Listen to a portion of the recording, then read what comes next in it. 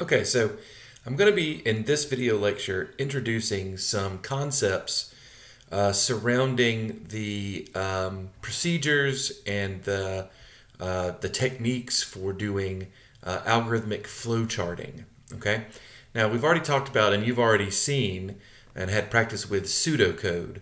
And pseudocode is a textual way, an informal textual method for describing the steps that are required when you get ready to write the actual algorithm in a coding language itself.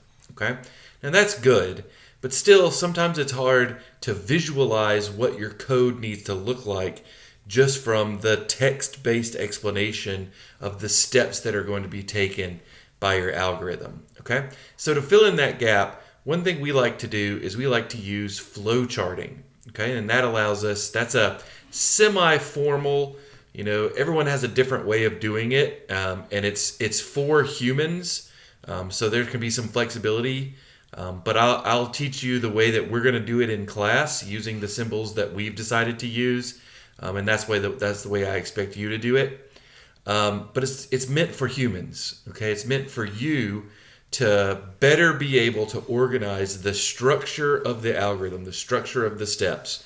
When does input happen? Where does output happen? Where do the calculations, in what order do the calculations happen? And what's the start of the algorithm? What's the end of the algorithm? Even more advanced concepts, which we'll broach a little bit today and then talk about more in Module 7, are branching, what's called branching or decision making, and looping or iteration, okay, when we do the same thing over and over again. Okay, so real quick, I'm going to go here. Okay, so this is just a web page, a web browser, and the web page I want you to use is called diagrams.net, and you may hear me refer to that or see it referred to as draw.io. Draw.io and diagrams.net are the same thing. It's just that very recently, within the last month or so, draw.io has rebranded itself as diagrams.net. Okay? So when you get here, you can see that you have a page, right? Diagrams.net. So I'm going to go ahead and click the Start Now button. Okay, and that takes me to a new window that's going to ask me where would I like to save my diagrams. Okay, so you can click on Device, and that will save your diagrams to your local computer, right? Whenever you get ready to save them, or you can click Google Drive, and if you have Google Drive or if you have Microsoft OneDrive, then it will use the space available on your Google Drive or your Microsoft OneDrive to store directly and interface directly with those two platforms. Typically, when I do this, I have it access Google Drive so that I can save things there. But for today's lecture, I'm going to just tell it to use my device. Okay, and then they have a desktop application I've never used before. This is also brand new, so you can try that out. But try it out at your own risk. All right, but the online version will work just fine for what we need. So I don't have any existing diagrams yet. So what I'm going to do is click Create New Diagram. And I'm going to start with a blank diagram. And I can go ahead and give it a name. It's just, it's example flowchart is what I'll call it. Okay. And then I'll create the diagram. And here you see I have a blank, this is what a blank flowchart looks like. Okay, I mean, you can play around with these. I'm going to get rid of this, okay, so I can have more screen real estate. You can also get rid of this if you want to. Okay, shrink that down to give yourself some more screen real estate. But this grid area, so the top of the grid is where the top of the diagram is, and then left to right, and then it can go on down for quite some time. And in fact, you can extend this grid if you need more space just by sliding the elements off the grid. Okay, and it'll expand out. But roughly, this is one sheet. This is one grid, 8.5 by 11 or so, for putting a diagram on. Okay. All right, so let's see what we have here. You've got a bunch of different tools. Okay, I'll start with the text tools. Sometimes it's useful, and sometimes it may even be required for you to put your name. Okay, Dr. Ray, and then a word about what we're doing. Okay, so the problem that we're going to be solving right now is we're going to read in a whole number.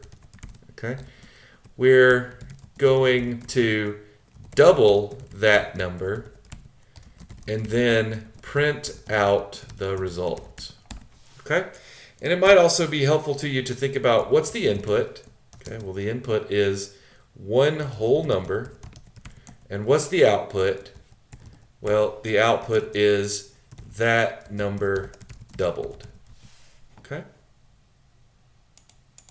and I can resize this by finding these arrows, these blue dots, hovering over these blue dots and clicking. So if I hover over this blue dot, I can expand out that corner, and I can do that for all four corners and all four sides. Okay. The other text thing that you'll see us use quite often is just the individual word, right?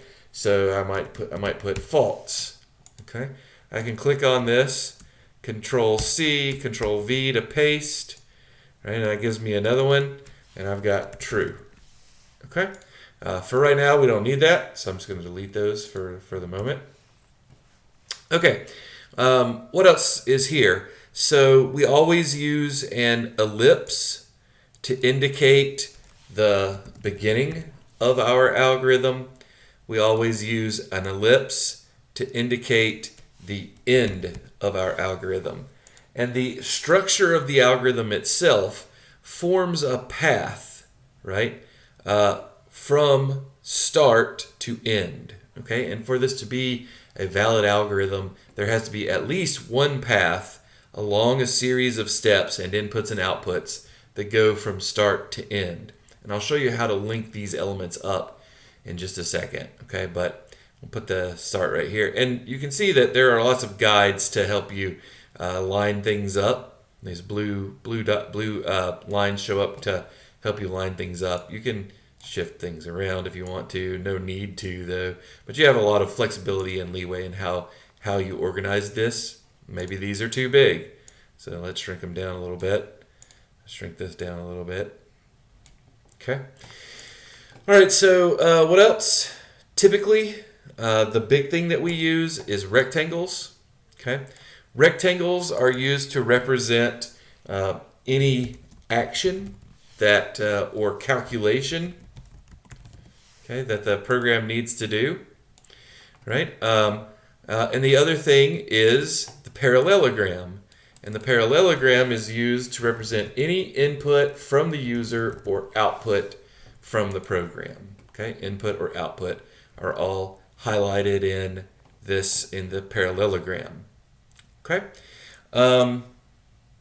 right. So that's basically those are the most basic elements of what we have. Okay, so the first input that we need is we need a whole number.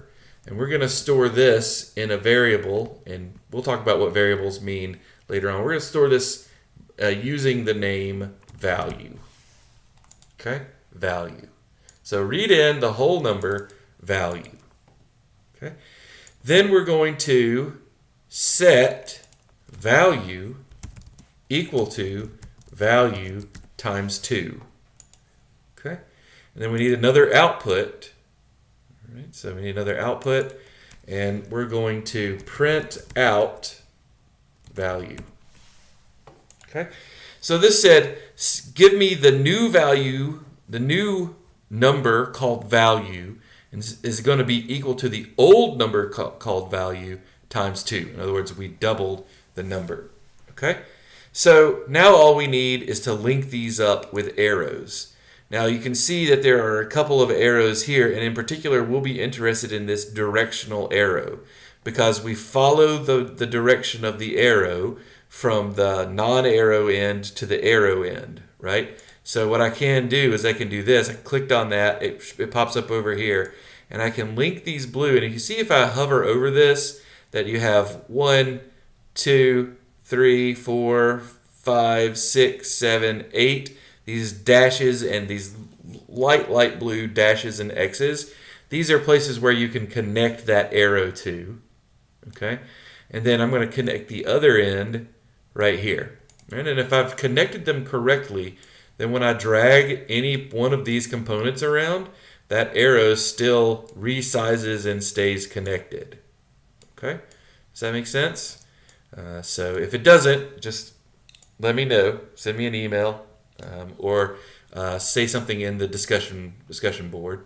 The other way, simple way, not always perfect though, to do this is to, if you hover over the element, right, whatever the element is, here, if you hover over that, not only do you see the little blue X's around the perimeter of the item, but you also see little blue, light blue arrows, okay, on the 4 major sides of up, down, left, and right. So if I click this arrow, it's going to automatically draw an arrow from this to something down here, whatever it can find down here. Okay, and so that it did that for me automatically, and I can tell it's connected because there we go, it's connected. Okay. What if I don't like where that arrow went? I can click on the arrow and drag it down, right? I can even make a new dot, okay? Oops, I accidentally put text in. Okay, here's a dot here. So I'm going to drag that dot over, okay? Right. And there's a dot there now. So I'm going to drag that dot over. So I can drag those dots around. They always make 90-degree angles, but you can make it look like whatever you want, okay, to fit your needs. Now I don't need that, so I'm gonna undo this. I'm gonna highlight that and hit the delete key to get rid of it, and that's probably the best way to delete anything that you don't need. So I'm gonna go back, do that again, try and make it as simple as possible. There we go. Okay. Now what happens if the next element is really far away and you try to do this? It generates a copy of the other element, of the element itself. And that's probably not what you want. So be aware that that's a problem. It won't go all the way across the screen to find the next element. And it has no way of knowing what element you meant to connect to. Right? So that works great as long as the elements are relatively close together. Make sure also that you don't accidentally clicking this arrow and putting your arrow in the other direction, because this doesn't make sense. As it is right now, this doesn't make sense, because you're like, I start here, I do this, and then where do I go? Because I have no arrow leaving, right? So everything, all the elements, right, in order for this to be an algorithm, all the elements should have at least one arrow coming into them and one arrow leaving, except for start, which has no arrows coming in, and end, which has no arrows leaving, because this is the beginning, there's nothing to come from, and this is the end, there's nowhere to go to. Okay? Does that make sense? Hopefully it does. Again, if not, raise questions in the discussion board, or send me a message privately. I prefer the discussion board, obviously, as I've stated before. Okay, so I can save this. Click save, and it's gonna. If I do that, it's gonna give me a .draw.io file. Remember how I said this program used to be called draw.io? Well, the extension is still .draw.io. I don't want that. Okay, I don't want that. What I want is I will generally want you to. Well, why would you need that? Well, if you want to save this and come back to it later, open it back up later and be able to manipulate it in this environment, then you need to save a .draw.io file for later, and you can come back and you can manipulate it. That's fine, but I don't want to see those .draw.io files. I don't want you to submit them to me for solutions. Instead, what I'm going to want you to do is I'm going to want you to export as, Generally, I'm going to want you to export as a PDF. Although you can also, as you can see, export as PNG. That's a picture format, as is JPEG, and you can also export as HTML or XML. But generally, I'll ask you either for a PNG or a PDF, and most likely a PDF. That's what I'm doing for lab number 2 from module 6. So click PDF. Okay, and you can select if you want if you have some of those elements selected. Okay, I only want those selections. That's probably not going to be the case. Do you want to crop it down so that the image, so that the PDF is only as big as it needs to be? Do you want to show the grid or not? Normally, I won't care. If I do care, I'm gonna say. But you should definitely include a copy of the diagram. That's the whole point of saving this. So then I'm going to click export. And again, it's going to ask me, where would you like to save this? So I'm going to say my device. Okay. So let's see. It should do it here.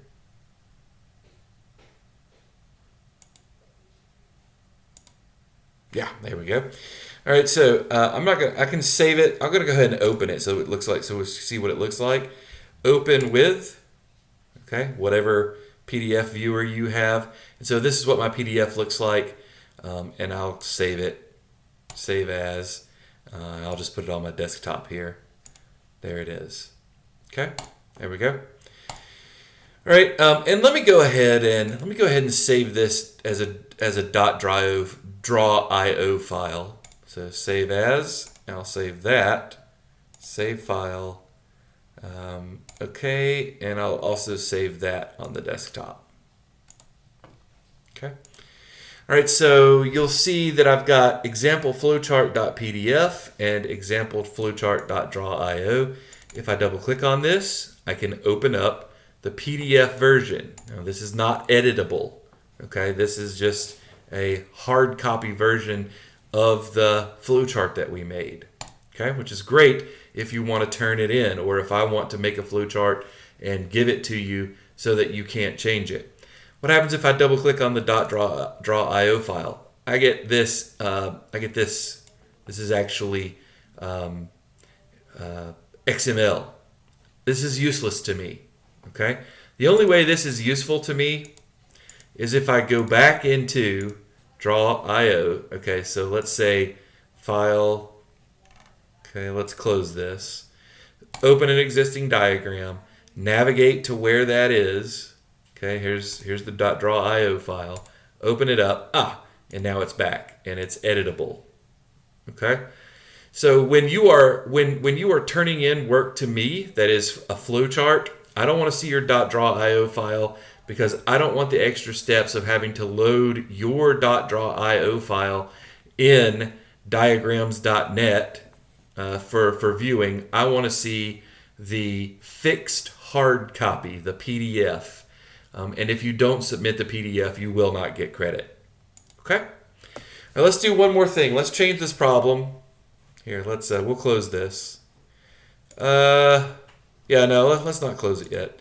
We'll change this problem. And so read in a whole number. We're going to double that number and print out the result.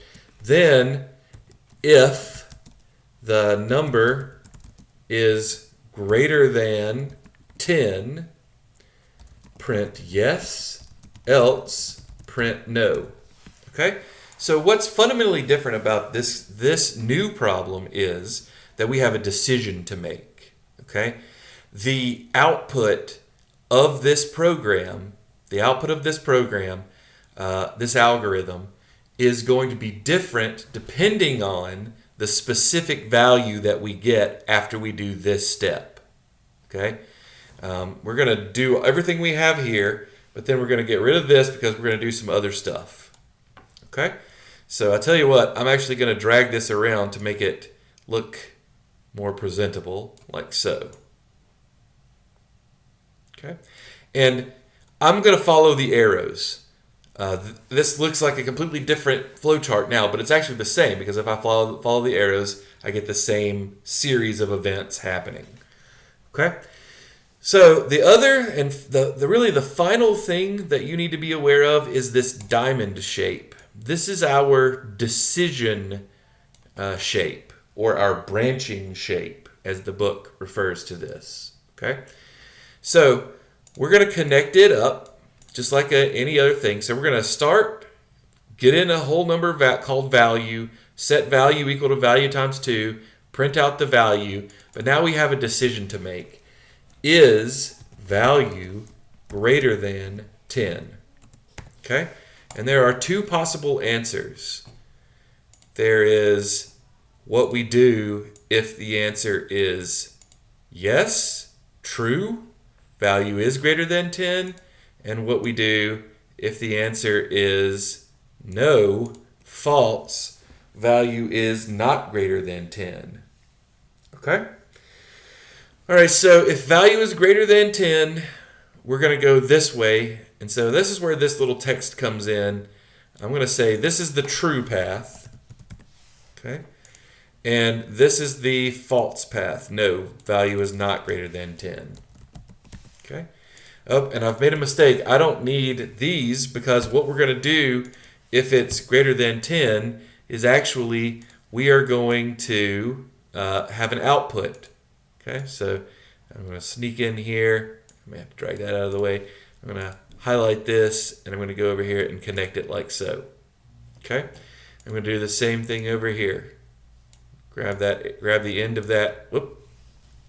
See what I did there? Hit the wrong button. Grab the end of that arrow, drag it down, and connect it right here. Okay, so this is the false path. This is the true path. If it's true, print yes. If it's false, print the word no. Okay? All right, and then what I like to do is once I'm done with a decision path and both of those paths now converge back together, is I like to put this this element right here. This is just like a null element indicating that the branch is over. So they're going to convert back together. Nope. Put that here. Indicating that now the branching is over, the decision has been made, we're done, and no matter what, no matter which direction we took before, we are now going to go to the end. Okay? So that ends the branch. Okay? All right, so that's branching. Now the last thing we need to do is we need to talk about iterating, right? Repeating code over and over again. But I think I'm going to stop here. We use this symbol again to do iteration as well. I'm going to talk to you about iteration probably in the next module, and I'll introduce the new, slightly different flowchart technique for doing iteration at that time. But keep in mind, this diamond has multiple exit paths, at least 2 exit paths, usually exactly 2 exit paths. Okay, 2 exit paths and 1 entry path. This is the only symbol that has multiple exit paths. And that's why I said that every flowchart must have at least 1 path from start to end, because flowcharts that have branches in them will necessarily have multiple paths. This one has 2 paths from start to end. Okay? But only one of those paths will ever be taken each time we run this program, not both of them. Okay, I hope that clears things up. I hope that makes it possible for you to easily complete your lab this week. If not, again, ask me questions, especially ask me questions and ask your colleagues, your classmates questions on the discussion forum. Okay, you'll be hearing from me soon.